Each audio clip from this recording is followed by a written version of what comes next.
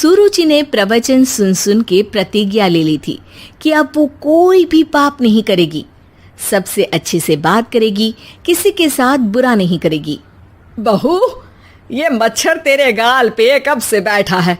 अरे काट लिया तो गाल गुलाब की तरह लाल कर देगा। बैठे रहने दो माँ जी, उसे आराम करना होगा। उसने मेरे गाल को अपना घर समझ लिया है, तो मैं उसे बेघर क्यों करूं? अरे ज्ञान की बारिश बाद में करना, अपने गाल का मच्छर हटा ले। मलेरिया हो गया तो तुझे आराम करना पड़ेगा। माँ जी, डेंगू मलेरिया तो सांसारिक बीमारियां हैं, हमें इनसे ऊपर ही तो उठना है ना। अरे बेटा, इनसे आदमी ऊपर ही उठ जाता है। क्या हुआ? काट लिया। अरे मैंने तो कहा ही था, मार देना था उसको। नहीं नहीं माँ जी, उसे भोजन करना था, मैंने उसे पोषण दिया है, मुझसे पुण्य का काम हुआ है। अरे उड़ रहा है टुनटुना के, ताली बजा के मार दे वरना फिर काट खाएगा। नहीं नहीं माँ जी, जीव हत्या करना पाप है।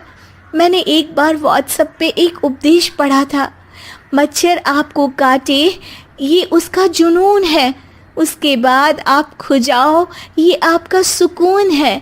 लेकिन कभी मच्छर को मारना मत, क्योंकि उसकी रगों में आपका ही खून है। अरे तू और तेरा व्हाट्सएप का ज्ञान, भगवान बचाए। सुरुचि की ये पुण्य करने की आदत से कई बार सुरुचि का नुकसान होता, लेकिन फिर भी वो पाप से दूर रहती। सुरुचि, मेरे सर में जुएं हो गई हैं, निकाल दोगी? कोई आपको अपने घर से निकाले, आपको अच्छा लगेगा क्या? अरे लेकिन परेशान करती हैं जुएं, दिन भर सर खुजाता रहता हूँ। देखो, इसी बहाने तुम्हारे सर की चंपी हो जाती है। तुम्हें तो जुओं को थैंक यू कहना चाहिए। तभी बाहर से ससुर जी की आवाज आती है। बहू, बहू। अभी आई बाबूजी। बेटा सुनो, ये देखो चाय में ना मक्खी तैर रही है, दूसरी चाय ले आओ जाओ। ला दूंगी, पर मक्खी मत हटाइएगा। अरे क्यों बेटा? मक्खी चाय का सेवन कर रही है, अच्छा थोड़ी ना लगेगा आप बीच में अडंगा डाल देंगी तो। आपको अच्छा लगेगा क्या अगर कोई आपकी चाय छीन ले? अरे पर निकालूंगा नहीं तो मक्खी मर जाएगी बेटा। नहीं नहीं बाबूजी, आप उसे पीने दीजिए, पीकर उठ जाएगी। लेकिन बाबूजी मक्खी के साथ ही चाय पी जाते हैं। ये क्या किया बाबूजी? अरे मक्खी सिर्फ चाय ही क्यों पिए, आज सुबह मैंने मिठाई भी खाई है, पेट में ही है, वो पेट में चाय भी पीती रहेगी और मिठाई भी खाती रहेगी। सुरुचि को समझ में नहीं आता कि वो बाबूजी के इस कारनामे पर क्या जवाब दे। वो सास के पास जाती है। सास के हाथ में एक खटमल मारने की दवाई है। माँ जी, आपके हाथ में ये क्या है? अरे बेटा, तू तो बीए पढ़ी है, इतना तो पढ़ने में आया ही होगा कि ये खटमल की दवाई है। माँ जी, आप क्यों मार रही हैं खटमल? मत मारिए माँ जी, आप अपनी नींद के लिए खटमलों को हमेशा के लिए सुला देना चाहती हैं। अरे अब चुप भी हो जाओ देवी, पुरानी दवाई है, एक्सपायर हो गई है, फेंकने जा रही हूँ, नहीं मार रही हूँ खटमल।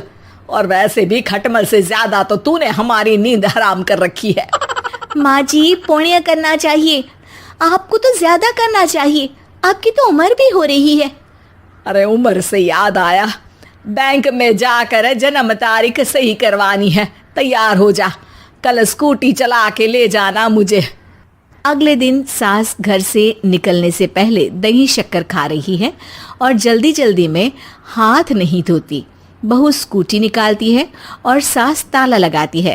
ताला लगाते वक्त शक्कर के दाने ताले पे रह जाते हैं और दोनों सास बहू हड़बड़ी में घर से बाहर निकल जाती हैं। अच्छा हुआ कि तेरी स्कूटी में सेल्फ स्टार्ट है, वरना तू तो बोलती कि मैं किक नहीं मारूंगी, किक मार दी तो पाप लगेगा। माँ जी, इस तरह मजाक करना भी पाप होता है। दोनों सास बहू बैंक पहुंचती हैं। अभी लंच टाइम है, बाद में आना। अरे भाई साहब सुन तो लो, करवाना क्या है? अरे जन्म तारीख बदलवानी है, कैसे बदलेगी? अब किसी और तारीख को पैदा हो जाओ। यही चुटकुला आप अपने मैनेजर को भी सुना पाओगे ना? वो भी हंस ले थोड़ा, अभी बुलाती हूँ। अरे अरे रुकिए रुकिए, ये फॉर्म भरिए और आधार कार्ड दीजिए।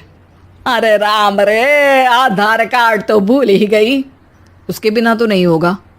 अरे बहू जा घर से जल्दी से मेरा बटुआ उठा ला, उसमें मेरे सारे कार्ड रखे हैं। जा जा जल्दी लेकर आ, वरना बैंक बंद हो जाएगा और कल मुझे अपनी बहन के यहाँ भी तो जाना है ना। जी माँ जी, अभी गई और अभी आई। अरे रुक, चाबी तो लेकर जा घर की। बहू जल्दी से घर पहुंचती है, लेकिन घर पहुंचते ही देखती है कि ताले पे बहुत सारी चींटियां हैं, जो माँ के ताला लगाते वक्त हाथ से ताले पे शक्कर छूट जाने के कारण आ गई थी। चींटियां हट जाओ, मुझे आधार कार्ड निकालना है। बहू चींटियों को हटाती नहीं है, उनसे मिन्नतें करने लगती है। सुनो, हट जाओगी तो और भी शक्कर के दाने खिलाऊंगी। अभी सास का काम बहुत ज़रूरी है, मेरी बात सुन लो, मान लो। मैंने तुमको हटाया तो पाप हो जाएगा। चींटियाँ कैसे सुरुचि की बातें सुनती जब घर में ही उसकी कोई नहीं सुनता था। शाम हो जाती है पर चींटियाँ हटती नहीं है। तभी सास वहाँ ऑटो से आ जाती है। अरे कहाँ रह गई तू? बैंक भी बंद हो गया। माँ जी, ताले पे चींटी। सास पूरा माजरा समझ जाती है और बहू से कहती है, एक बात बता, सोच के देख, अगर मुझे खून की बोतल चढ़ानी पड़ी और उस पर चींटी बैठी हो, तो बोतल से चींटियों को हटा के मुझे बचाएगी या चींटियों को वहीं बैठा रहने देगी? माँ जी, ऐसा होगा ही नहीं। अरे चींटियों को तो मीठा पसंद होता है, खून की बोतल पे तो मच्छर आएगा, क्योंकि खून तो मच्छर पीता है। सास सर पकड़कर बैठ जाती है और रोने लगती है। तभी ससुर जी और सुरुचि का पति भी वहां आ जाता है। अरे रो क्यों रही हो? रहने दो जी, तुमको बताया तो तुम भी रोने लगोगी अपनी किस्मत पर। अगले दिन सास अपनी बड़ी बहन के यहाँ चली जाती है। पति अपना काम कर रहा होता है और सुरुचि उसके पास जाकर कहती है, ये जुएं ख़त्म करने की दवाई है, मैं मालिश कर देती हूँ। अरे लेकिन तुमको पाप नहीं लगेगा? अपनों की खुशी के लिए अगर छोटे मोटे पाप करने पड़े तो वो पाप अच्छे हैं जी।